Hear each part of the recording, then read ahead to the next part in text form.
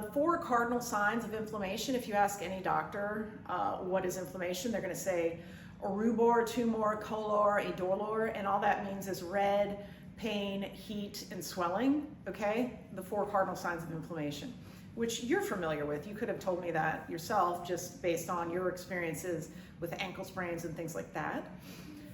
He also named edema and sepsis, Hippocrates did, and he described inflammation in the 5th century BC. Okay, think about that. 500 years BC, he names it as a response to injury. And then Celsus, who's Roman, described the 4 cardinal signs, rubor, tumor, color, dolor. So rubor is red, tumor is swelling, color is heat, dolor is pain.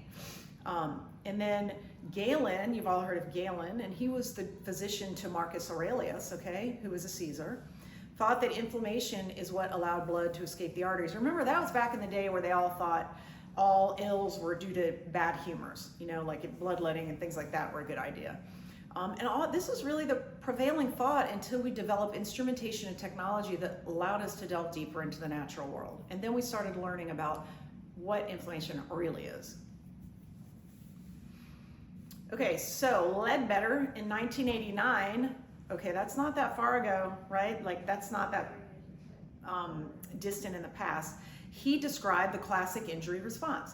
Activation of platelets, which is a white blood cell fragment kind of a thing that carries all the growth factors and healing things, and endothelium. Recruitment and activation of leukocytes, that's your basic white blood cells, and I'm gonna give you a description of the important ones. Proliferation and repair by the endothelium and fibroblasts. Fibroblasts are cells that form fiber, which is the fundamental building block of connective tissue. And then remodeling happens eventually. So this is your injury response. So first you form a clot and stop the bleeding, stop the damage, right? Then you come in, clean things up.